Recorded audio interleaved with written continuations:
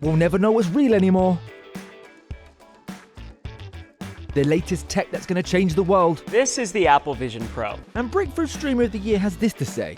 As Dwayne "The Rock" Johnson once said, day one, I messed it up. Right, let's start off with the Apple Vision Pros, the latest technology from Apple that is surely going to change the landscape of the world as we know it. Literally, this device is so wild and it's kind of scary where things could go from it. I'll be honest, it's quite scary. If you don't know what the Apple Vision Pros are, it's an infinite canvas that transforms how you use apps. So basically, you put on a big pair of goggles, it's got like a battery pack cable that you have to put somewhere in your pocket. You can walk about with them on, and of course, if you're in a stationary area, for example, my room right now, I could put a YouTube video up on my wall over here, a Floppylegss YouTube video, and I just have that there, Floppy's findings, perfect, fantastic. On behind me, I could have, Netflix, and then over there I could have, a timer, anything, any app that you use on your phone, you can put as like an actual tab on your physical wall. And you might be wondering, it looks kind of naff, it's massive goggles you've got to put on, but you've got to remember, what was the first mobile phone like? Massive bricks. Now look at them, they're tinier and thinner than you could ever imagine. My theory with the Vision Pros and many other people's theories is, yes, they're big goggles now, and they're not, they're quite obvious, and they're quite,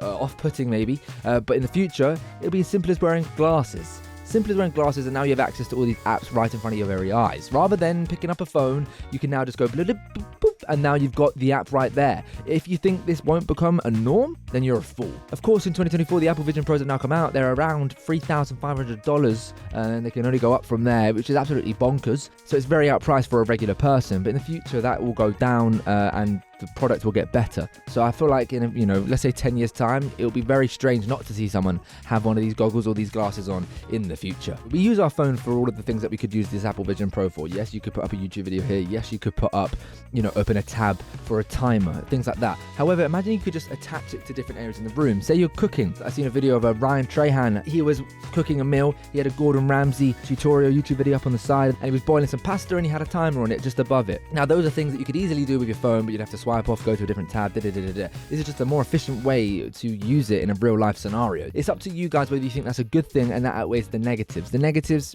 look, it's quite simple what the negatives are. The social side of things are completely ruined potentially by this. I saw a picture on Twitter of these two people. I actually had a discussion with a friend about this, about, it's better that we're not picking up a phone mid-conversation and looking something up. We could just quickly do it here, and then you could, find the thing out and then carry back on the conversation. You don't have to be taken away. But the negative to that is you could be mid-conversation with somebody and they could just be literally watching a YouTube video over there to the left. I'm looking at you guys, I'm talking to you, but literally I'm really looking over there, and I've got, because you can't really see their eyeballs either, I could be looking over there just mid-conversation. You could end up having loads of conversations with people. At least with a phone, when someone's not paying attention because they're over here. But with these now, core blimey, the social side of things could be in the bin. I can't know what you're doing. Are you paying attention to me? Are you? Moving on from one massive tech advancement to an advancement in AI. Yes, I'm talking about the OpenAI text-to-video program called Sora, which is soaring into everyone's Twitter feeds at the moment, especially mine.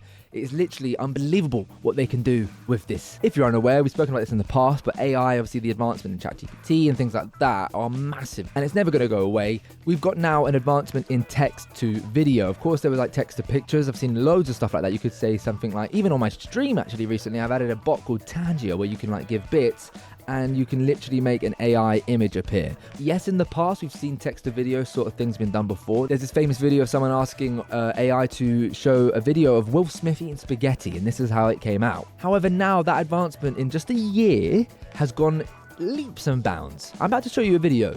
Tell me if it's AI or real.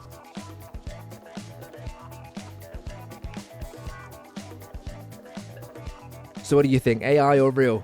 I mean, it's very smart if you said AI, because that's literally what I'm talking about. But yes, that was a fake video. That cat wasn't real. I know there's a third paw that pops out. I saw some people say that in the replies to that Twitter post of the cat. An extra paw comes out. But, if you think that, what's scary about that? If you saw a third paw, we clearly know it's fake. Have a look at this one.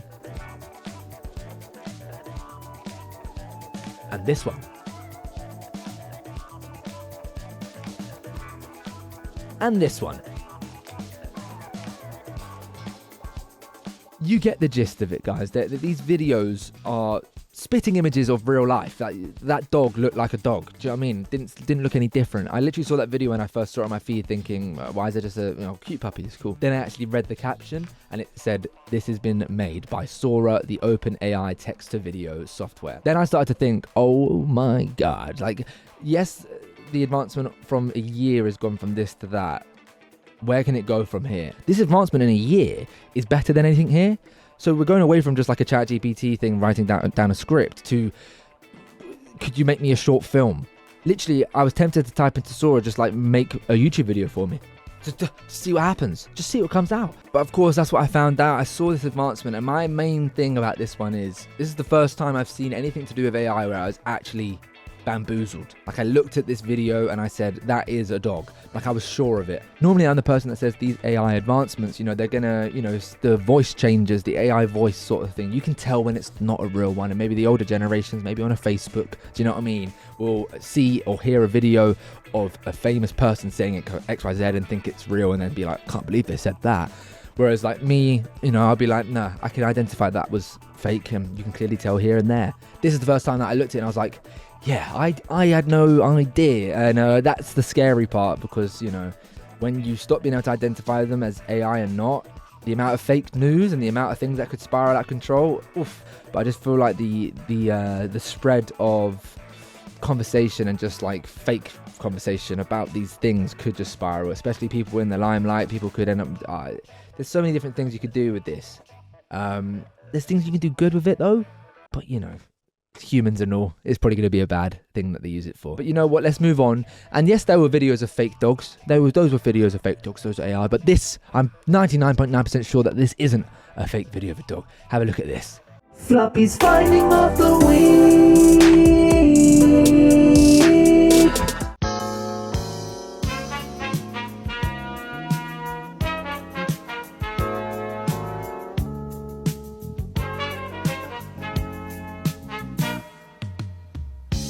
Floppy's finding of the week. On to the final story of Floppy's findings today, and it's award season at the moment. No, I'm not here to talk about the BAFTAs or the Golden Globes or the Oscars that's coming up. I'm talking about the Streamer Awards. This was an award show set up in 2022 by QT Cinderella, a streamer, to celebrate streamers across all different platforms. It's really, really cool that they do this. It feels like kind of random, and someone could look at it as a bit, you know, grand and over the top for what is streaming. But I think it's really good because this is a massive field. There's a lot of people that put a lot of effort and work into it. It's a multi-million-dollar industry as well. You know, it's fun that it was set up by an actual fellow streamer as well. I do say fellow because if you don't know, I stream on Twitch, link in the bio, baby. Maybe one day I'll be on these streamer awards as the best streamer of the year. Maybe the breakthrough streamer of the year. Please, something please. Speaking of the breakthrough streamer of the year, we're here to look at Jinxie, a streamer who's absolutely massive. I think they're the most viewed streamer on Twitch, I believe. They actually had the most concurrent subs of all time on Twitch as well. They're absolutely massive, and they won breakthrough streamer of the year for this year. And he said this in his acceptance video. I just wanted to hop on here and say, I created my Twitch account in 2019. I spent 365 consecutive streams streaming to an audience of one viewer, okay? My goal with saying this is that anyone watching at home, anyone in the audience, anybody who comes across this clip, chase your fucking dreams. Because dreams without action will always just be dreams. I believe in each and every one of you motherfuckers to find your purpose, change the world, motivate others, inspire others. Get started today. I just wanted to reference this one and bring this one up because, as I said, I do stream, and I actually have a lot of conversations with people that do stream or want to stream or content creation as a whole sort of thing. And look, I relate to this in the sense of I'm nowhere in a position where, you know, Jinxie is now winning breakthrough, as I said, top viewed streamer, most subs, etc. He said there he streamed for 365 concurrent days on Twitch to one viewer, most likely an alt account of his other phone or something like that. Now, I'm not saying I'm in that boat. You might not be in that boat, but, you know, we can understand of being lower down in the viewership, lower down in the content creation followership. Do you know what I mean? We're low down. No one really knows about us. We're small content creators, small streamers.